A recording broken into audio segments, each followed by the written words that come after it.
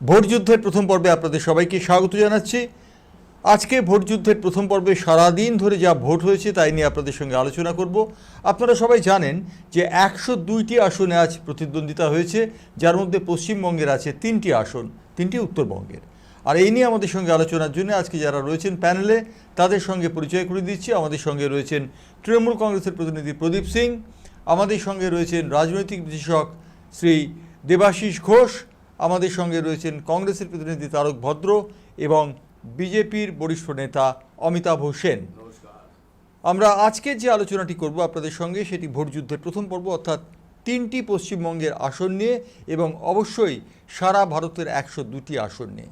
আমি প্রথমে আসব অমিতাভ সেনের কাছে। অমিতাভ সেন, গতবার পশ্চিমবঙ্গে যে 3টি আসনের কথা বলছি, অর্থাৎ জলপাইগুড়ি, আলিপুরদুয়ার এবং কোচবিহার, 3টি আসনে বিজেপি পেয়েছিল। এবার কি হতে চলেছে? একই হবে, 8টার মধ্যে 7টা পেয়েছিলাম, আমাদের আপকি বার 400 বার, ওই একই জিনিস আসবে, তার থেকে ভালো হয়। অর্থাৎ তার আশা যে এবারে তারা ভালো করবেন এবং তারা আপকি বার 400 পার, এই কথা তিনি বলেছেন। অর্থাৎ গতবারে যে আসন সংখ্যা ছিল 303টি বিজেপির, অর্থাৎ 2014 থেকে 21টি আসন বেশি, উনি বলছেন এবারে 400-র বেশি হয়ে যেতে পারে। আমি প্রদীপ সিংয়ের কাছে যাব। প্রদীপ সিং তৃণমূল কংগ্রেসের প্রতিনিধিত্ব করছেন, তিনি কি বলছেন এই বিষয়ে? প্রদীপ। নমস্কার, শুভ সন্ধ্যা। বিষয়টা হলো যে বিজেপি গত বছর যে আসন সংখ্যা পেয়েছিল তার পেছনে আমরা গত বছরের নির্বাচনের পরে, রেজাল্টের পরে আমরা বিশ্লেষণ করে দেখেছিলাম। সেই বিশ্লেষণের উপর কাজ করে আমরা বিধানসভা ভোটে লড়েছিলাম। বিধানসভার ভোটে যদি নিরিখে রেজাল্ট দেখেন, তাহলে গতবারে লোকসভা ভোটে যে রেজাল্ট হয়েছিল, যে জনসমর্থন কিংবা যে বিধানসভা ভিত্তিক যদি নির্বাচনের পর্যালোচনা করেন, তাহলে দেখবেন যে গত 19-এর লোকসভা থেকে 21-এ বিধানসভায় আমাদের জনসমর্থনও বেড়েছিল এবং ফলও ভালো হয়েছিল। তার নিরিখে আমরা আরও কাজ করেছি, জনগর্জন সভা হয়েছে, নবজোয়ার যাত্রা করেছেন অভিষেক বন্দ্যোপাধ্যায়ের নেতৃত্বে। তা সেগুলোর পর আস্তে আস্তে আস্তে আস্তে গত যে নির্বাচন আমরা ফেস করেছি সেটা হলো পঞ্চায়েত নির্বাচন।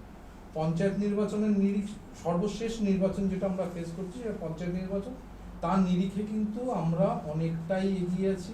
অভিষেক বন্দ্যোপাধ্যায় নিজে জনসমর্থন তিনি দেখেন, অর্গানাইজেশন সারা বাংলা, তিনি নিজে বলেছেন যে জনসমর্থন আমাদের প্রত্যেকবার গত 19-এর থেকে তো বাড়বেই বাড়বে, ভোটিং পার্সেন্টেজ বাড়বেই বাড়বে, এবং সেই যে 3টি সিট আমাদের পক্ষে ছিল না, সেই 3টে আসনও আমাদের পক্ষেই আসবে। অর্থাৎ তৃণমূল কংগ্রেস আশাবাদী 3টি আসনে তারা ফাইট করবে এবং তারা জিতবে, তারা সুনিশ্চিতভাবে। আমি দেবাশিস বাবুর কাছে যাবো। দেবাশিস বাবু, বিধানসভা এবং লোকসভা দুটোর মধ্যে মূলগত তফাৎটা কোন জায়গায়? অনেকটা তফাৎ আছে। মানে একটা লোকসভার অন্দরে তো প্রায় 6টা থেকে 7টা বিধানসভা থাকে, আর দুটোর তো একেবারে জিনিসটা আলাদা, কারণ বিভিন্ন ইস্যুগুলো আলাদা। লোকসভায় যারা যাচ্ছে তারা তো আইন প্রণয়ন করবেন, দেশের অর্থনীতি, দেশের রাজনীতি, দেশের শিক্ষানীতি নিয়ে আলোচনা করবেন। আর বিধানসভাটা অনেকটা হলো রাজ্যভিত্তিক হয়ে গেল, সেখানে রাজ্যের কথা আলোচনা হবে। আমি সরাসরি যাব, কংগ্রেসের প্রতিনিধি তারক ভদ্র রয়েছেন আমাদের সঙ্গে। তারক ভদ্রর কাছে। তারকবাবু, কংগ্রেস আমরা জানি যে সারা ভারতে তারা একটা ফাইটিং স্পিরিট নিয়ে লড়াই করছে, কিন্তু পশ্চিমবঙ্গে তাদের অবস্থান খুব একটা ভালো নয়। আমরা তাকিয়ে যদি দেখি তাহলে দেখবো একটি আসনে পিয়া রায়চৌধুরী নামে এক মহিলা প্রতিদ্বন্দ্বিতা করছেন কংগ্রেসের হয়ে। এছাড়া কংগ্রেস কিন্তু খুব সেই জায়গায়, পশ্চিমবঙ্গে সেই জায়গায় নেই। নমস্কার সবাইকে, যারা দেখছেন আজকে বাংলা পালসের অনুষ্ঠান, তাদেরকে সবাইকে অভিনন্দন জানিয়ে আমি আমার ছোট বক্তব্য শুরু করছি। তো আমি প্রথমেই অমিতাভ বাবুর কথার একটা উত্তর আমি দিয়ে তারপরে আমি আপনার কথায় অবশ্যই যাব।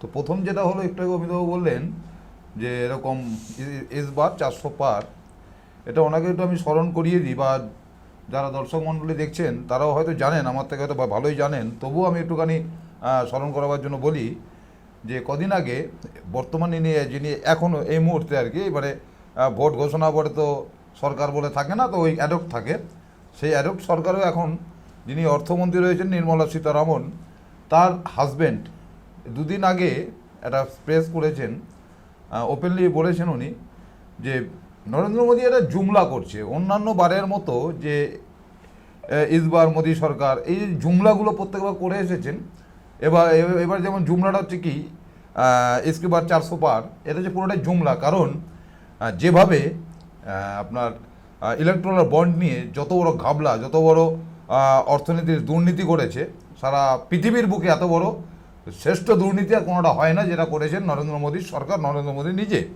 সেখানে দাঁড়িয়ে উনি কোনোভাবেই 220 থেকে 30 পেরোবেন না সারা ভারতবর্ষে, এটা ওনার অ্যাজেমশন। বলে এর থেকে বেশি যদি পেরোয় তাহলে বুঝতে হবে ভারতবর্ষের মানুষ এখনও বোকা রয়েছেন।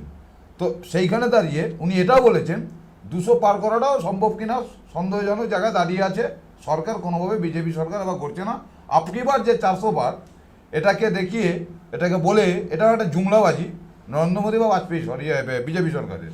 আমি সরাসরি অমিতাভ বাবুর কাছে যাবো। অমিতাভ বাবু, যে অভিযোগটা আনছেন তারক ভদ্র জুমলাবাজির, অর্থাৎ জুমলা, আমরা জুমলা কথাটা ইদানিংকালে খুবই শুনতে পাচ্ছি, বিজেপির বিরুদ্ধে এই কথাটা বলা হচ্ছে। আপনি কি মনে করেন যে নরেন্দ্র মোদীর কোনো জুমলার প্রয়োজন রয়েছে তার এই একটা দীর্ঘ মেয়াদি তার ভালো কাজের পর? কোনো দিন না।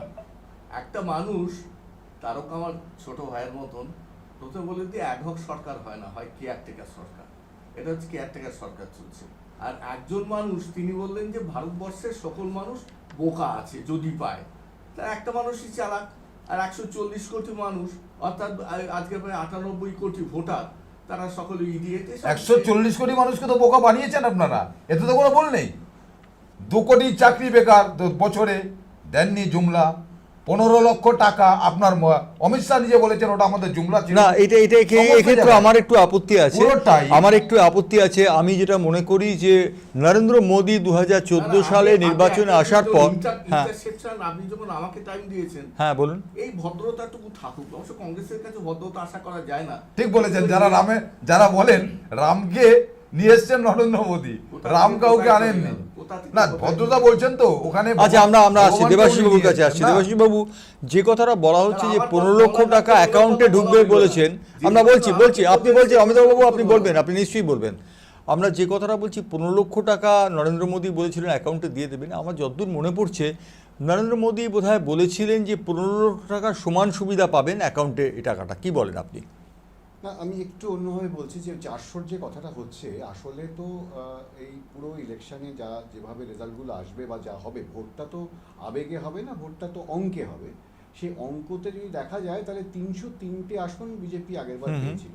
এবং আপনি বললেন যে মোদী খুব ভালো কাজ করেছে। এবার আমি জানি না, এটা তো আমার অজ্ঞতা, 2014 সালের পর থেকে বিজেপি সরকার যেটা করেছে সেখানে আমাদের গ্যাসের দাম হুড়ুর করে বেড়ে গেছে, এবং যখন ভোট হয়েছে মাঝে মধ্যে একটু গ্যাপ দেওয়া হয়েছে, তারপর আবার বেড়ে গেছে। আপনাদের অন্যান্য যে সমস্ত পেট্রোল ডিজেলের দাম আকাশ ছোঁয়া। আপনি জানেন যে খাদ্য সূচকে ভারতবর্ষের স্থান আছে কোথায়, অত্যন্ত লজ্জাজনক ব্যাপার। পাকিস্তান বাংলাদেশের পরে বোধহয় চলে গেছি একদম। আপনারা জানেন যে আনএমপ্লয়মেন্ট যে জায়গায় গেছে, এতদিন মানে এত 75 বছর ইতিহাসে এটা রেকর্ড করেছে। আজকে আমাদের দেশে যে সম্পদ আছে, মানে 20% একদিকে আর 80% মানে আরেক মাত্র 2-3 জনের হাতে। এই যে অসাম্যটা বোধহয় ব্রিটিশ রাজের সময় হয়নি।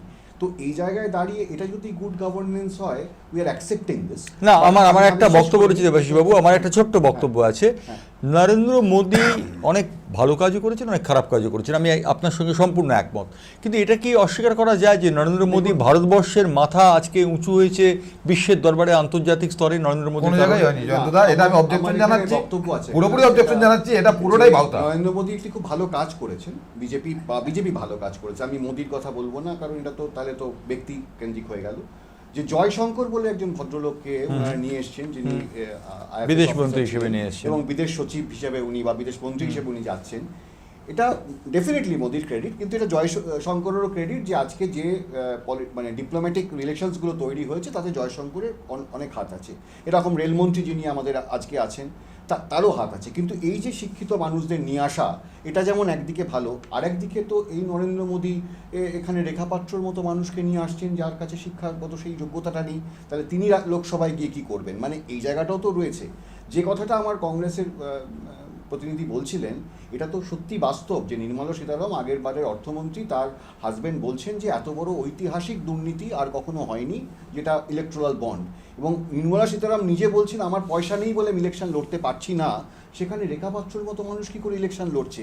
এই যে বৈপরীত্য, আর একটা বড় জিনিস যেটা ভারতবর্ষকে টুকরো টুকরো করে দিতে পারে, সেটা হচ্ছে এই যে ধর্মের নামে সুড়সুড়ি, মানে দেখুন এতদিন আমাদের কাছে ধর্ম ছিল, হিন্দু ছিল, মুসলিম ছিল, সবাই ছিল, কিন্তু এই যে ধর্মের নামে সুড়সুড়ি, এটা তো ভারতবর্ষকে টুকরো টুকরো করে দিতে পারে, এটা আমাদের ভাবতে হবে। 2 নম্বর হচ্ছে যে আজকে শিক্ষা কোন জায়গায় গেছে, শিক্ষাক্ষেত্রের বেসরকারীকরণ চলছে, শিক্ষাক্ষেত্রে বরাদ্দ কী আছে, মানে এই জায়গাটা বুঝতে হবে। আর 2 নম্বর, আমি আমার তৃণমূল বন্ধু বললাম, আমি জাস্ট ছুঁয়ে গেলাম, উনি পঞ্চায়েত ভোটের কথা বলছিলেন, আপনারা সবাই নিশ্চয়ই মনে আছে পঞ্চায়েত ভোটে ওনারা ব্যালট খেয়ে ফেলেছিলেন। তো আজকে ইভিএম, আমি জানি না ওদের দাঁতের জোর কত, ইভিএমটা ঠিক কী হবে, কিন্তু যে অবস্থা চলছিল আজকেও যেটা আমরা দেখেছি বিভিন্নভাবে আপনার কোচবিহারে, যে কেন্দ্রীয় বাহিনী, এত কেন্দ্রীয় বাহিনী, 110 কেন্দ্রীয় বাহিনী এসছে, তারপরেও এত গণ্ডগোল। উদয়ন গুহর মতো যিনি এই ইলেকশনে কোনো ধারে পাচ্ছেনি, তাকে এইভাবে ফ্রি জায়গা দেওয়া হয়েছে। আমরা জানতাম যে কোচবিহার একটা মানে এই জায়গা, সেখানেও কেন্দ্রীয় বাহিনী কেন কন্ট্রোল করতে পারছে না? তাকে কি ডিপ্লয়মেন্ট ঠিক মতো করা হচ্ছে না? রাজ্য মানে নির্বাচন কমিশন কি ডিপ্লয়মেন্ট ঠিক মতো করেনি? মানে এগুলো তো প্রশ্ন করতে হবে। নাকি না, আমাদের দর্শকদের অবগতির জন্য জানিয়ে রাখবো, নাকি তৃণমূল বিজেপি এটা চাইছে যে এই যে বোম ইত্যাদি ইত্যাদিটা আবহ তৈরি করে দেবো, যাতে সাধারণ মানুষ ভোট দিতে না পারে, সাধারণ মানুষ ভোট না দিলে রেজাল্ট অন্য। দর্শকদের অবগতির জন্য জানাই যে আজকে বিজেপি এবং তৃণমূল পরস্পরের প্রতি একটা অভিযোগ করেছে, তারা ভোট দিতে দেয়নি সাধারণ মানুষকে, এবং দিনহাটা থেকে আরম্ভ করে সিতাই সব কিছু জায়গাতে তারা গণ্ডগোলের একটা অভিযোগ তুলেছেন এবং একে অপরের বিরুদ্ধে তারা যুযুধান হয়েছেন। আমি প্রদীপ সিংয়ের কাছে যাব। প্রদীপ সিং, এই যে ব্যাপারটা কোচবিহারের সিতাই অথবা কোচবিহারের দিনহাটা, এই কোচবিহার অংশটি আমরা জানি যে একটা স্পর্শকাতর অংশ, নিশীথ প্রামাণিক সেখান থেকে বিজয়ী হয়েছেন। কি বলবেন এই ব্যাপারে? আপনাদের কি সাফাই আছে এই ব্যাপারে বলার? দেখুন, আগে একটু অমিতাভ 400 পারের কথা বলেন। যিনি 400 পারের অঙ্ক নিয়ে নেমেছিলেন, তিনি আজকে বিভিন্ন জনসভায়, মানে ওনাদের অমিত শাহ যে দেশের স্বরাষ্ট্রমন্ত্রী, তিনি আজকের দিনের শেষ 10টা জনসভায় একবারও 400 পারের স্লোগান তোলেননি। তিনি অলরেডি 30টা আসন কমিয়ে ফেলেছেন, 370 পারের কথা বলছেন। 400 পারের হওয়ার জায়গা নেই, সেটা তিনিও বুঝেছেন। তিনি 30টা কমাচ্ছেন, আসন সংখ্যার নিরিখে ব্যালট বক্স ফাইনাল রেজাল্টের দিন সেটা কি হবে, কোন জাদুমন্ত্রে, সেই যদি জাদুমন্ত্র যদি ধরে দিতে পারে হাইকোর্ট, তাহলে সেটা 180 140-এ নামবে, আর সেটা 300-র ওপরে যাবে, সেটা নির্ভর করছে। সেটা এখনই বলার সময় আসেনি, সেটা সময় বলবে। তবে আমি বলি, উদয়ন গুহ তার নিজের জন্মদিনে, উদয়ন গুহ আমাদের নেতা, ওখানকার বিধায়ক, তার জন্মদিনে কেন্দ্রীয় স্বরাষ্ট্র প্রতিমন্ত্রী যেভাবে তার জন্মদিন পালনের সময় রাস্তা দিয়ে যাওয়ার, মানে এক জায়গায় জন্মদিন পালন হচ্ছিল, সেখানেই রাস্তা দিয়ে যাওয়ার মানে পাস করছিলেন কেন্দ্রীয় প্রতিরক্ষা মন্ত্রী, প্রতিমন্ত্রী, এই যে স্বরাষ্ট্র দপ্তরের প্রতিমন্ত্রী, তিনি এইখানে তার লোকজন না গিয়ে তিনি সশরীরে হাজির থেকে যে নোংরামো করেছেন, যে অশান্তি পাকিয়েছেন। আক্রমণটা প্রথম অবস্থায় বিজেপির থেকে এসেছে। আমরা যখন আক্রমণ, যে জয়ী সে যখন আক্রমণ করে, তার মানে বুঝবেন যে দীর্ঘ রাজনীতি করার অভিজ্ঞতা থেকে বলতে পারি, রাজনৈতিক ছাত্র বিরোধীরা যা আক্রমণ করার সেটা বলবেই, কিন্তু রাজনীতি করার অভিজ্ঞতা থেকে আমি এটা বলতে পারি, যখন বিজয়ী, যখন পরাজিত হয়ে, ধরুন 19-এ যিনি বিজয়ী ছিলেন, তিনি আজকের দিনের পরাজিত কোনো সেনাপতিকে যখন আক্রমণ করে, তখন বুঝবেন যে বিজয়ীর আসন কোথাও টলমল। অর্থাৎ টলমল কিনা আমরা সেটা জানতে পারবো। আমি অমিতাভ বাবুর কাছে একটি প্রশ্ন নিয়ে যাব, যে অনন্ত বর্মন, ভেটাগুড়ির যিনি ব্লক সভাপতি, তাকে আজকে মারধর করা হলো, এমন মারধর করা হলো তাকে হাসপাতালে যেতে হলো, বিজেপির বিরুদ্ধে অভিযোগের তীর। কি বলবেন এই বিষয়ে আপনি? না, এইসব নিয়ে আমি কিছু বলবো না, কারণ এই জায়গায় আমি ছিলাম না, আমার প্রত্যক্ষ অভিজ্ঞতা। না, আপনি না থাকলেও কিন্তু ঘটনা সমস্ত ডিজিটাল মিডিয়া, সমস্ত মিডিয়া জিনিসটা দেখিয়েছে। আমি দেখিয়েছি, ওটা আপনারা থ্রেড ব্যাড অ্যানালিস করুন। আমার যেটা বলতে চাইছি, যেটা আগের থেকে কোশ্চেনটা আমার মুখ থেকে নিয়ে নিল, টাইমটা চলে গেল, আমি বলতে পারলাম না। আপনি একটু ইয়ে করুন, আমাকে যেন 2 মিনিট টাইম দেওয়া হয়। আপনার আগে চ্যানেলে আপনার নেতৃত্বে যখন আগে হতো, 8-এর সাথে যেরকম অনেক জায়গায় আমি যেতাম, এই কথাটাই বারবার বলেছি। আমি গুরগাঁও, সেইখানে আমি নিজে ছিলাম ডিফেন্সের। আমি জীবনের প্রথম 70 দশকে 71 সালে প্রথম আমি ডিফেন্সে জয়েন করি।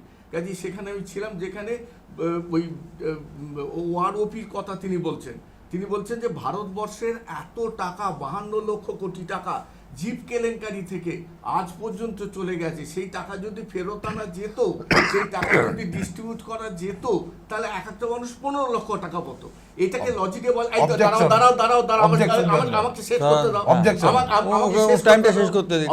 আমাকে শেষ করতে দাও। এদিকে অসভ্যতাটা করো না প্লিজ। আমি চুপ করে যাচ্ছি, আমি চেঁচাবার ক্ষমতা আমার নেই। বলুন, আপনি বলে যান, কন্টিনিউ করুন। তাহলে ব্যাপারটা হচ্ছে কি, এটাকে বলে অনুমান, অনুমিতি, অমিতাভ ন্যায়শাস্ত্রের বাবু যখন ভাষায় কেলেঙ্কারির এবং reference দিচ্ছেন, অমিতাভ বাবু যখন এই তো এই- দাঁড়া, উনি ওর কথাটা শেষ করতে দিন। সে ভদ্রতা ওর- বিজেপির আছে। ওর কথাটা শেষ করতে দিন। আমরা চুপচাপ বসে থাকবো। টাকা বলছেন 52 কোটি বলুন। ওটা objection দিচ্ছিলাম। 52 লক্ষ কোটি টাকা, 52 কোটি টাকা নয়, 52 কোটি সেটা- 52 কোটি টাকা, না, ঠিকই না, বলছে। 52 লক্ষ কোটি টাকা, 52 লক্ষ না লক্ষ না, 52 কোটি টাকা। না না আচ্ছা, 52 লক্ষ কোটি টাকা হোক, 52 কোটি টাকা, 52 কোটি টাকা হয়েছিল। আমার প্রশ্ন, 52 কোটি টাকার জিপ কেলেঙ্কারি হয়েছিল, এবং এই জিপ কেলেঙ্কারি সম্পর্কে 52 লক্ষ কোটি টাকা আমি নয়। আমি একটা কথা পরিষ্কার করতে চাই আজকে প্যানেলে। না, না, সেটা না, হচ্ছে না। নরেন্দ্র মোদী। এক মিনিট অমিতাভ বাবু, অরুণ শৌরীর লেখা বইটাতে আছে। আপনি সমস্ত ভুল দেয়া আছে। বলছেন। একদম ভুল বলছেন। আপনি ভুল বলছেন। এইসব রেকর্ড সব তাহলে শুনে রাখুন, জিপ কেলেঙ্কারি তাহলে শুনে 52 কোটি রাখুন, টাকা। তাহলে শুনে রাখুন, তাহলে শুনে রাখুন। এই 70 বছরের সব শুনুন, তাহলে শুনুন, তাহলে শুনে রাখুন, তাহলে আমার রেকর্ডটা শুনে নিন, তাহলে রেকর্ড শুনুন, যেটা ভারতবর্ষের মানুষ জানে। শুনুন, আপনি শেষ করতে দিন, শুনুন তাহলে মন দিয়ে শুনুন, বলুন, আপনি কি বলতে চান? মন দিয়ে শুনুন, মন দিয়ে শুনুন, সেইটাই বলেছে। মন দিয়ে শুনুন। আপনি শিখতে শিখুন, আগে শিখুন। কি বলছেন? আমি বলছি শুনুন, উনি বলছেন- আজকে যেটা আপনি বলছেন, যেটা নরেন্দ্র মোদী বলেছিল, সুইস ব্যাংকে যে টাকা পড়ে আছে, সুইস ব্যাংকে যে টাকা এই সরকার পাঠিয়েছে, সেই টাকা ফেরত এনে আমাকে সময় দিক, আমায় সময় দিক, সময় দেওয়ার পরে এই সরকারের টাকা পাঠানো টাকা আমি এনে 15 লক্ষ করে সবাইকে দেবো। তাহলে ভারতবর্ষ উনি বলেছেন যে 15 লক্ষ টাকার মতো সময় মতো আমি এই টাকাটা ফেরত দিতে পারি, এবার যদি বলে- এই টাকাটা ফেরত আসে। এবার বলছি, এটা না, এবার অনুমতি না। এরপরে সেই সুইস ব্যাংকে এই 8 বছরে 9 বছরে যে টাকা সুইস ব্যাংকে ছিল এত বছরে, সেই টাকা বেড়ে গিয়ে 4 গুণ হয়ে গেছে এই 9 বছরে। এই 9 বছরে এই আদানি, আম্বানি, নরেন্দ্র মোদী দুই বন্ধু, এদের টাকা এত বৃদ্ধি পেয়েছে কোত্থেকে? আমি দেবাশিস বাবুর কাছে যাবো। দেবাশিস বাবু, ইলেকট্রাল বন্ড নিয়ে একটা কথা উঠেছে। এক মিনিট দাঁড়ান। ইলেকট্রাল বন্ড নিয়ে একটি কথা উঠেছে, যে কথাটা উঠেছে বিজেপি সাম্প্রতিককালে সব থেকে বড় ঘোটালা ইলেকট্রাল বন্ড নিয়ে করেছে। আপনি কি বলবেন? একদম, এটা তো সত্যি, মানে এসবিআই কে আলটিমেটলি জানাতে হয়েছে কোর্টের নির্দেশে, এবং শুধু বিজেপি না, এখানে তৃণমূলের মুখেও দই কাঁটা মেখেছে অনেকটা। এতে কি হয়েছে, এই যে বন্ডটা, যেটা ইলেকট্রাল বন্ড বিজেপি পেয়েছে, আসলে আপনি যদি উল্টো করে দেখেন, বা তৃণমূল পেয়েছে উল্টো করে দেখেন, এই পয়সাগুলো কিন্তু সবাই আপনি সাধারণ মানুষের পকেট থেকে গেছে। মানে শোষিত আমরা হয়েছি। কিরকম? ধরুন আজকে আরপিজি গ্রুপ তৃণমূলকে 554 কোটি টাকা দিল। মানে এই যে আপনি দেখবেন সিইসি বিলটা হঠাৎ করে বেড়ে গেছে। তো বিলটা বাড়লো কেন? মানে যে কোনো বিজনেসম্যান যদি 5 টাকা খরচা করে, সে চাইবে 40 টাকা তুলে নিতে। অতএব ও যদি 554 কোটি টাকা তৃণমূলকে দেয়, ও তো তুলবে সেই টাকাটা। তার মানে তৃণমূল এবং বিজেপি যেভাবে ইলেকট্রাল বন্ড কালেক্ট করেছে, সেই পুরো বোঝাটা কিন্তু সাধারণ মানুষের উপর এসে পড়েছে। এবং সেটা আপনি ওষুধ থেকে ভাবুন, সেটা আপনি প্রদীপ বাবু সরাসরি তৃণমূল কংগ্রেস এবং বিজেপিকে অভিযুক্ত করছেন। দেবাশিস বাবু তিনি বলছেন ইলেকট্রাল বন্ড, না ইলেকট্রাল বন্ডের রাজনৈতিক বিশ্লেষক হিসাবে বলছেন। হ্যাঁ, উনি বলছেন তাই। আমি এটা বুঝতে পারছি না, উনি শুধুই রাজনীতি, সারা ভারতবর্ষ জুড়ে রাজনীতি, কিংবা উনি যদি বাংলার প্রেক্ষিতে বলেন, তাহলে কি দুটোই রাজনৈতিক দল আছে কিনা আমি জানি না। আর দুটো রাজনৈতিক দল আছে, একজন হচ্ছে তাদের কেন্দ্রীয়- অ্যানালিসিস করছেন না, একজন- তারাও তো ইলেকট্রাল বন্ডে টাকা পেয়েছে। না, একজন হ্যাঁ, হয়তো কেন্দ্রীয়- বাংলার একজন- সিপিএম পায়নি। হ্যাঁ, সিপিএম 25 কোটি টাকা পেয়েছে। ডিএমকে এর কাছ থেকে 25 কোটি টাকা পেয়েছে। ডিএমকে থ্রু দিয়ে 25 কোটি টাকা পেয়েছে। 25 কোটি টাকা সিপিএম পেয়েছে। ডিএমকে থেকে পাওয়া, ডিএমকে থেকে পাওয়া, এবার ডিএমকে থেকে পাওয়া আর ইডি পাঠিয়ে টাকা তোলা, ইডি পাঠিয়ে টাকা তোলা এক নয়। ইডি পাঠিয়ে টাকা তোলা এবং টাকার বিনিময়ে বরাদ্দ দেওয়া এক নয়। 25 কোটি টাকা সিপিএম পেয়েছে। সেই 25 কোটি টাকা ইলেকট্রন সিপিএম কে দিয়েছে, সিপিএম ও পেয়েছে 25 কোটি টাকা, সিপিএম ও পেয়েছে, আরটিআই করে দেখুন, সিপিএম ও পেয়েছে 25 কোটি টাকা, অভিযোগ নেই, সিপিএম এর বিরুদ্ধে অভিযোগটা নেই। 25 কোটি টাকা পেয়েছে, আরটিআই করে দেখুন, আরটিআই করে দেখুন, 25 কোটি টাকা পেয়েছে, কংগ্রেসের বিরুদ্ধেও নেই, কংগ্রেসের বিরুদ্ধেও নেই, পেয়েছে না, 25 কোটি টাকা। কংগ্রেসের বিরুদ্ধেও নেই এটা, এই আমরা অভিযোগটা। পেয়েছি, আমরা যদি তাকিয়ে দেখি যে আজকে 102 কংগ্রেসের বিরুদ্ধে নেই এইটা অভিযোগটা, তার কংগ্রেসের বিরুদ্ধে নেই, তিনটি আমরা আসছি, কংগ্রেসের বিরুদ্ধে এটা নেই অভিযোগটা। নরেন্দ্র মোদী কি হয়েছে, কংগ্রেস এটাও তুলেছে যে নাম প্রকাশ করতে হবে, কার থেকে কত টাকা নেওয়া আমরা হয়েছে। 1 মিনিটে আসছি। 3টে আসনে প্রতিদ্বন্দ্বিতা হয়েছে পশ্চিমবঙ্গে, জলপাইগুড়ি, আলিপুরদুয়ার এবং কোচবিহার। 3টি আসনে কিন্তু বিজেপি গতবার তারা সাফল্য পেয়েছিল। সাফল্যটা এমনভাবে পেয়েছিল, জয়ন্ত রায় জলপাইগুড়িতে 50.65% আসনে তিনি বিজয়ী হয়েছিলেন, 50.65% তিনি ভোট পেয়েছিলেন। কোচবিহারে নিশীথ প্রামাণিক পেয়েছিলেন 72,65,594টি ভোট। তার নিকটতম প্রতিদ্বন্দ্বী পরেশ অধিকারী, তিনি পেয়েছিলেন 6,77,000 ভোট। অন্যদিকে অল ইন্ডিয়া ফরওয়ার্ড ব্লকের গোবিন্দ রায় ছিলেন, তিনি পেয়েছিলেন মাত্র 46,000 ভোট। আলিপুরদুয়ারে জন বাল্লা বিজেপি, তিনি পেয়েছিলেন 7,72,50,000 ভোট, অর্থাৎ 50% ভোট পেয়েছিলেন। এবং অন্যদিকে দশরথ-তীরকে, তিনি ছিলেন টিএমসির প্রতিনিধি, তিনি পেয়েছিলেন 5,06,000 ভোট, অর্থাৎ 36% ভোট। এবং মিলি ওরাও 72 লক্ষ বলছেন ওটা, না 5,06,000 ভোট পেয়েছিলেন, তার আগেরটা যেটা বলছেন ওটা 72 লক্ষ বলছেন, 7,50,000 ভোট পেয়েছিলেন। এবং দশরথ-তীরকে পেয়েছিলেন 5,06,000 ভোট। এবং মিলি ওরাও তিনি পেয়েছিলেন মাত্র 54,000 ভোট। তাহলে দেখা যাচ্ছে এবারে কিছু প্রার্থী পরিবর্তন হয়েছে, কিন্তু কিছু প্রার্থী পরিবর্তন হলেও তৃণমূল কংগ্রেস কি পারবে বা বিজেপিকে সেই ব্যবধানটা কমাতে? প্রদীপ সিং। দাদা আমি আগেও বলেছি, আবার এখনো বলছি, আমরা জনসমর্থনের নিরিখে, ভোট পার্সেন্টেজের নিরিখে বিজেপির থেকে এগিয়ে থাকবো, এবং যে 3টে আসন যে মানুষ ভুল করেছিল সেই ভুল আর এবার করবে না। এই 3টে আসন আমরা বিজেপির থেকে ছিনিয়ে নেব। আমি আপনার কাছে যাব, দেবাশিস বাবু। হ্যাঁ, এই প্রেক্ষিতে এটা তো আমাদের মানে সময় বলবে যে, কিন্তু বিজেপি হয়তো একটু অ্যাডভান্টেজিয়াস পজিশনে আছে, কিন্তু আলটিমেটলি যে এত 5 বছরে কি হয়েছে সেটাও জনগণ দেখবে। তো আমাদের হিসাবে এটা বিজেপি হয়তো পেয়ে যাবে। রাইট। তারকবাবু, আপনার কি অভিমত? দেখুন, এই লোকসভা ভারতবর্ষ জুড়ে ভোট তো, আর পশ্চিমবাংলা আমাদের এটা আমার অস্বীকার করতে কোনো দ্বিধা নেই বা লজ্জাও আমার নেই। আমাদের সাংগঠনিক শক্তি সেইভাবে সারা বাংলা জুড়ে সেভাবে তো আমরা অনেকটাই কম। সেখানে দাঁড়িয়ে আমি কখনোই বলবো না যে এই আসনগুলো আমরা না, আপনাদের একমাত্র প্রতিনিধি প্রিয়া রায়চৌধুরী রয়েছেন। প্রিয়া রায়চৌধুরী ওর ফাইট করছে ভালো, লড়াই করছে ভালো। এখন দেখা যাক, এই মুহূর্তে যেহেতু লোকসভার নিরীক্ষে ভোটটা হচ্ছে, সেখানে প্রিয়া রায় যদিও বেরোতে পারে। অমিতাভবাবু 3টে আসনই বিজেপি পেয়েছিল এবং 3টে আসন তারা সংশয়াতীত প্রাধান্য রেখেছিল। কেবলমাত্র আমরা দেখতে পাচ্ছি যে কোচবিহারে তারা খানিকটা কম ব্যবধানে জিতেছিল নিশীথ প্রামাণিকের কাছে। নিশীথ প্রামাণিক সম্পর্কে কিন্তু নানান ধরনের কথা শোনা যায়। তার সীমান্তে গরু পাচারের একটি ব্যবসা রয়েছে, এরকমও শোনা যায়। আবার এমন কথাও শোনা যায় স্বরাষ্ট্র প্রতিমন্ত্রী হিসেবে তিনি স্বরাষ্ট্র দপ্তরকে কাজে লাগিয়েছেন এই নির্বাচনেও। এ সম্পর্কে আপনার বক্তব্য কি? বক্তব্য আমার একটাই, দেখুন প্রশান্ত ভূষণ বলে একজন নামকরা উকিল আছে, হ্যাঁ, তা তিনি কেরালাতে একটা বিয়ে নিয়ে 2 দিন আগে সুপ্রিম কোর্টে চলে গেলেন। তার গরু পাচার যদি করে থাকে এরকম একটা ঘটনা নিয়ে, তারা তো চলে যেতে পারতেন সুপ্রিম কোর্টে। তার এগেনস্টে আজ পর্যন্ত কেউ তো একটা কোনো বিজেপির মন্ত্রীর এগেনস্টে যে কোন করছে তো পিআইএল বিজেপির কত মন্ত্রী ফেসে আছে, কত মন্ত্রী বিজেপির ফেসে আছে, মেয়েলিকে তো ফেসে আছে, না, বিভিন্ন জায়গাতে ফেসে আছে, কত মন্ত্রী ফেসে আছে আপনাদের? এক মিনিট, তারকবাবু, বিজেপির কত মন্ত্রী ফেসে আছে?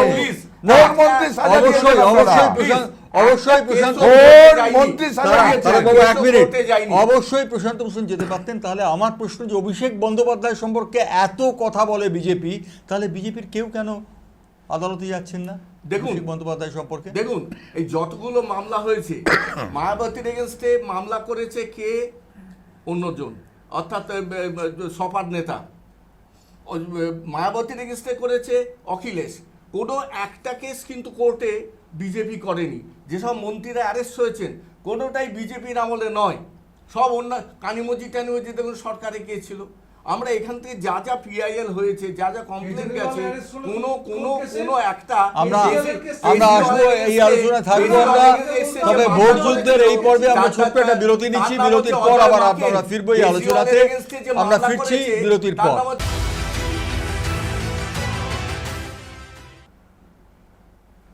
ভোট যুদ্ধের প্রথম পর্বের বিরতির পর আবার আমরা ফিরছি আলোচনাতে। আমাদের সঙ্গে প্রদীপ সিং রয়েছেন তৃণমূল কংগ্রেসের, রয়েছেন কংগ্রেসের তারক ভদ্র এবং বিজেপির অমিতাভ সেন। অন্যত্র কাজ থাকায় দেবাশিস ঘোষ, যিনি রাজনৈতিক বিশ্লেষক, তিনি চলে গেছেন, তার জায়গাটি শূন্য রইল। আমরা আলোচনায় ফিরছি আবার। আলোচনার প্রথমেই যে বিষয়টিতে যাব সেই বিষয়টি হচ্ছে প্রদীপ, এবারে আমরা দেখতে পাচ্ছি যে প্রার্থী বদল হয়েছে। জলপাইগুড়িতে বিজয় কৃষ্ণ বর্মন গতবারের প্রার্থী ছিলেন, এবার সেই জায়গায় প্রার্থী হয়েছে নির্মল চন্দ্র রায়। এই প্রার্থী বদলটা কি তৃণমূল কংগ্রেসের কোনো স্ট্র্যাটেজি, নাকি বিজয় কৃষ্ণ বর্মন ঠিক ভালো কাজ করতে পারছিলেন না বলে তাকে সরিয়ে দেওয়া হয়েছে?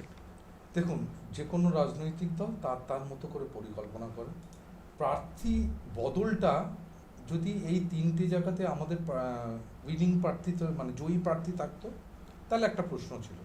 আর যেহেতু আমরা জয়ী হতে পারিনি, তৎকালীন অবস্থা থেকে আজকের দিনের অবস্থানে দাঁড়িয়ে আমরা অভিষেক বন্দ্যোপাধ্যায়ের নেতৃত্বে যে কমিটি দেখেছেন, কিংবা মমতা বন্দ্যোপাধ্যায়ের নেতৃত্বে যে কমিটি অভিষেক বন্দ্যোপাধ্যায় আছেন, সেই কমিটি দেখেছে কিংবা বিশ্লেষণ করেছে বলে আমার ধারণা যে আজকের দিনে দাঁড়িয়ে যিনি যোগ্য মানুষ, যিনি বিজেপিকে পরাস্ত করার মতো অবস্থায় আছেন, তাকেই আমরা প্রার্থী করেছি। আজকে নির্মলবাবু একটা অদ্ভুত কাজ করেছেন। তিনি বিজেপির একটা বুথ অফিসে গিয়েছিলেন এবং সেখানে গিয়ে তিনি বাক্য বিনিময় করে তিনি বলেছেন সৌজন্যের রাজনীতি। একদম। এটা কি নির্মলবাবুর খানিকটা স্ট্র্যাটেজিক্যাল মুভমেন্ট বলে মনে হয়? না দাদা, আমি আপনাকে বলি, রাজনীতিতে সৌজন্যতা বোধ আমাদের মধ্যেই ছিল, বাংলার রাজনীতিতেই সব থেকে বেশি ছিল, কিন্তু সেটা কোথাও বিলুপ্ত হতে থেকেছে যত দিন গেছে। তা সেখানে যদি এরকম সৌজন্য রাজনীতি হতে থাকে, এটা তো ভালো কথা।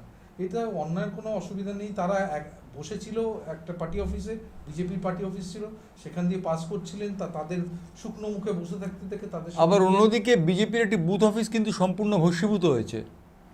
দেখুন, এখানে এই রকম যখন ঘটনা ঘটবে, আবার তার সঙ্গে সঙ্গে যে কোথাও বললাম না, একটি দলের, আমাদের দল অনেক বড় দল, কি কোথায় কখন কি অপরাধমূলক কাজ করবে সেটার নিয়ন্ত্রণ সবসময় রাখা হয়ে ওঠে না। তা সেরকম কেউ যদি কিছু করে থাকে, সেটা দেখা হবে, সেটা নির্বাচন কমিশনের কমপ্লেন হবে, নির্বাচন কমিশন দেখবে, যিনি করবেন তিনি নিশ্চয়ই শাস্তি পাবেন। অমিতাভবাবু, প্রার্থী বদল করা হয় না জয়ী প্রার্থীকে সচরাচর, কিন্তু জন বার্লা তিনি আলিপুরদুয়ারে জিতেছিলেন, তাকে পরিবর্তন করে মনোজ টিগ্গাকে এবার প্রার্থী করা হয়েছে। ঠিক আছে, সেটা পার্টি নিজের চিন্তা করেছেন, ওরা যেটা ভালো বুঝেছেন সেটা সেভাবে করেছেন। আপনি এই সৌজন্যের কথাটা বললেন না, একটা ঘটনা বলি, অনেকে শোনার দরকার এটা। শ্যামাপ্রসাদ মুখার্জির এগেনস্টে যিনি দাঁড়িয়েছিলেন, তিনি ব্যারিস্টার সাধন গুপ্ত, তিনি হেরে গেছিলেন। হেরে যাওয়ার পর শ্যামাপ্রসাদ বাড়িতে এসে দেখছেন সাধন গুপ্ত বসে আছেন। তা বললেন, বলো ভাই কী ব্যাপার? দাদা আমি জিতেছি। সাধন গুপ্ত বলছেন, দাদা আমি জিতেছি। বললে শ্যামাপ্রসাদ কিছু বললেন না, নিশ্চয়ই কিছু একটা যুক্তি আছে। বললো, আমার কমরেডরা সকলে বলেছিল শ্যামাদাকে মেজদা বলতেন, বললে শ্যামাদা তোর জামানত জব্দ করে দেবে, আপনি আমার করতে পারেননি, আপনি আমাকে মিষ্টি খাওয়ান। শ্যামাপ্রসাদ শিহরি থেকে 2 হাঁড়ি মিষ্টি আনালেন, বলে একটা তোমাদের পার্টির লোকেদের জন্য আর একটা তোমার বাড়ির জন্য। সৌজন্য এটা আমাদের ছিল, এটা ঐতিহাসিক ঘটনা, এটা কোনো ইয়ে নয় না। এই সৌজন্যের রাজনীতিটা এখন পশ্চিমবঙ্গ থেকে যে চলে গেছে তা বলে দেবার অপেক্ষা রাখে না। আমি একটা অসৌজন্যমূলক বিষয়ে যাচ্ছি এবারে, সেটি হচ্ছে নরেন্দ্র মোদীর বিপক্ষে দাঁড়াবার মতো কংগ্রেসের মুখকে তারক ভদ্র দাঁড়িয়ে দিয়েছে, প্রার্থী তো দিয়েছে অলরেডি, অজয় রায়কে দিয়েছে তো অলরেডি। অজয় রায় কি নরেন্দ্র মোদীর যোগ্য প্রতিদ্বন্দ্বী হলেন? আগেরবারও দাঁড়িয়েছিলেন অজয় রায়। না হওয়ার তো কিছু নেই। নরেন্দ্র মোদী যে হ্যাঁ, একটা কথা বলতে পারেন, নরেন্দ্র মোদী যেভাবে মিথ্যা কথা বলেন, মানুষকে ভারতবর্ষের মানুষকে বোকা বানিয়েছেন, সেটা হয়তো পারে না, সেটা ঠিক বলতে পারেন, এটা কোনো অসুবিধা কিছু নেই।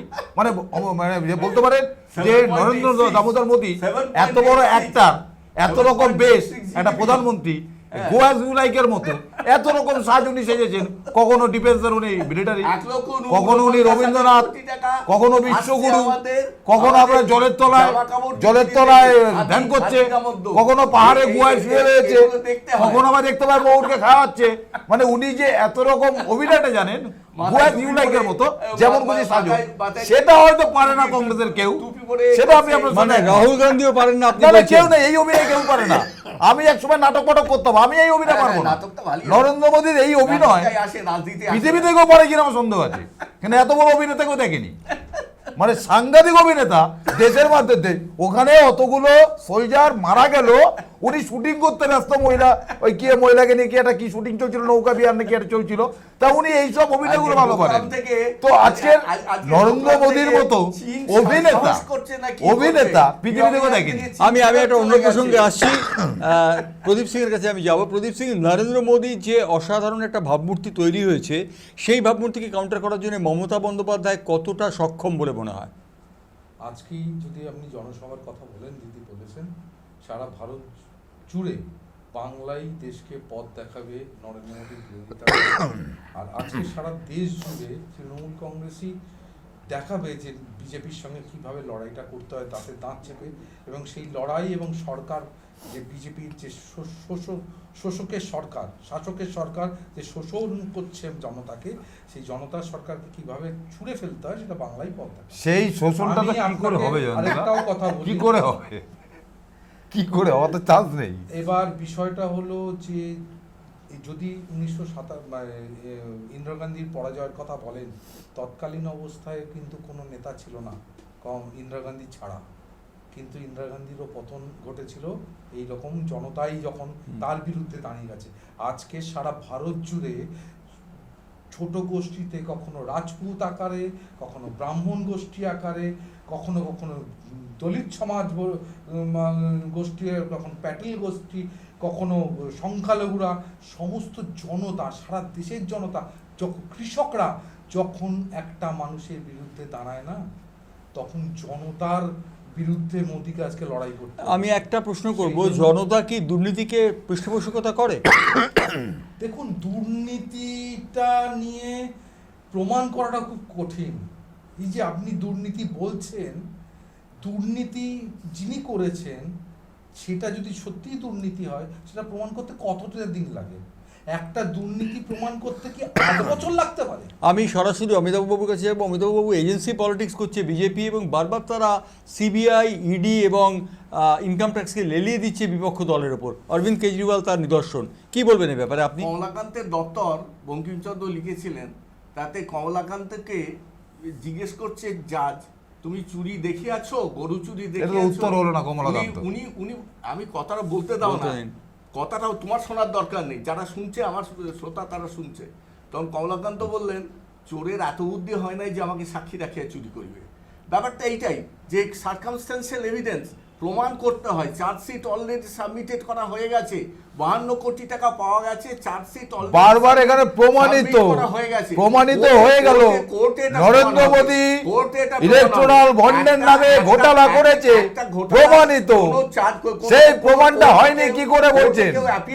প্রমাণিত, প্রমাণিত বটে যে সকালবেলা সিবিআই হানা হলো, বিকালবেলা তার ছাড়া পেয়ে গেল, কেন দুপুরবেলা টাকা পৌঁছে গেল? আজকের ভারতবর্ষের বুকে এত বড় নিদর্শন, এত বড় ঘাবলা পৃথিবীর বুকে হয়নি। সে ইয়ে থেকে কোন রকম মেশিন নিয়ে কেউ পালায়নি, ঘটনা ঘটেছে স্কারবিস যেটাকে বলে। আচ্ছা শুনুন অমিতাভবাবু, তাহলে বিজয় মালিয়াকে ধরে আনুন না। আমি একটা অন্য প্রামাণ্য প্রশ্নে যাচ্ছি। পশ্চিমবঙ্গের মানুষ অত্যন্ত স্পর্শকাতর। পশ্চিমবঙ্গের মানুষ যখন দেখে যে কোনো মন্ত্রীর ভাড়ার থেকে লক্ষ লক্ষ কোটি কোটি টাকা উদ্ধার হচ্ছে, এটা কি পশ্চিমবঙ্গের মানুষের প্রাপ্য ছিল? প্রদীপ সিং, প্রদীপকে একটা খুব মুখ্য প্রদীপকে একটা প্রশ্ন করেছি যে মন্ত্রীদের ঘর থেকে লক্ষ ছিল, সেই ঘটনাটা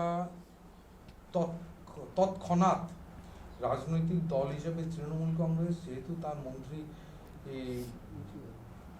সবার একজন সদস্যের বিরুদ্ধে এরকম ঘটনা ঘটেছে, তৎক্ষণাৎ রাজ্য সরকার এবং দল হিসাবে তৃণমূল কংগ্রেস তৎক্ষণাৎ রিয়াক্ট করেছে, তৎক্ষণাৎ তাকে দল থেকে এবং মন্ত্রিসভা থেকে পার্থবাবু অ্যারেস্ট হওয়ার প্রায় 1 মাস বাদে ওটা হয়েছে।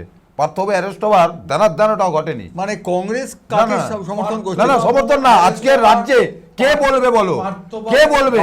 আজকে রাজ্য আজকে এতগুলো মন্ত্রী শিক্ষা জেলে, শিক্ষা জেলে, অনুব্রত মণ্ডলের নামে আজকে ইলেকশন, আজকে এতগুলো মন্ত্রী জেলে, অনুব্রত মণ্ডল এতগুলো মন্ত্রী জেলে, যে সরকারের আজকের এটা কি কাম্য? যে সরকারের এতগুলো মন্ত্রী জেলে, সেই সরকার আবার বলছে, সেই সরকারের তারা বলছে আমরা ধোয়া তুলসী পাতা হতে পারে না, কখনো হয় এটা? সমস্যা হচ্ছে তৃণমূল কংগ্রেসের বিকল্প কে, কারা?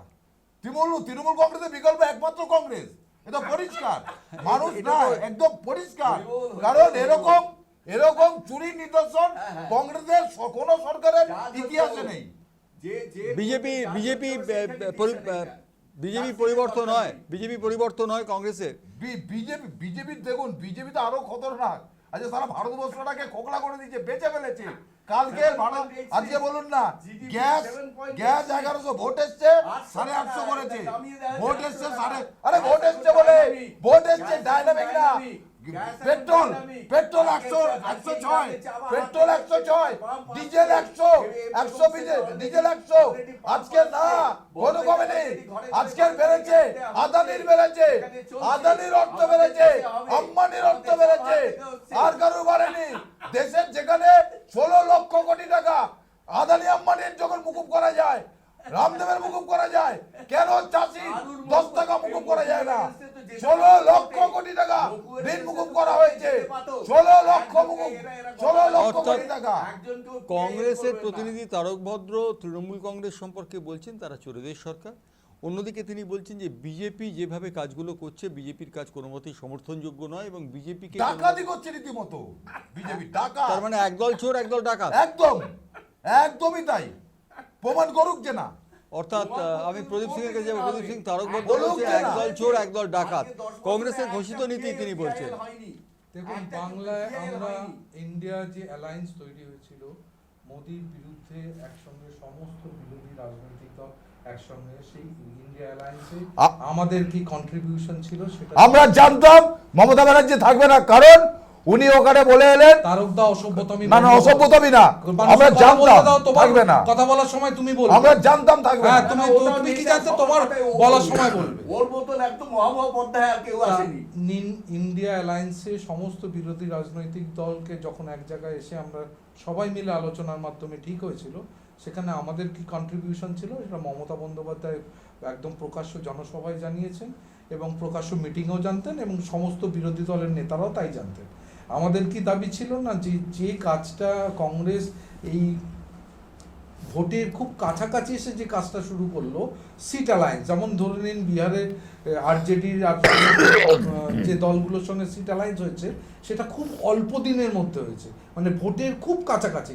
আমরা সেটা চেয়েছিলাম, অভিষেক বন্দ্যোপাধ্যায় যেটা চেয়েছিলেন এবং বারবার তিনি জানিয়েছিলেন মমতা বন্দ্যোপাধ্যায়ের নির্দেশ নিয়ে, কংগ্রেসের যারা শীর্ষ নেতৃত্ব দেখছিলেন এটা, তাদের সঙ্গে বসে বলেছিল যে আমরা এটা আগে থাকেই করে ফেলি, তাহলে কি কম্প্যাক্ট যখন রাহুল গান্ধী যাত্রা শুরু করেছিলেন সেটা যদি কমপ্লিট করতে, সিট অ্যাডজাস্টমেন্টটা কমপ্লিট করে নিয়ে উনি যাত্রাটা শুরু করতেন, তাহলে কি আমরা সর্বক্ষেত্রেই ইন্ডিয়া অ্যালায়েন্সের যাত্রা হতো।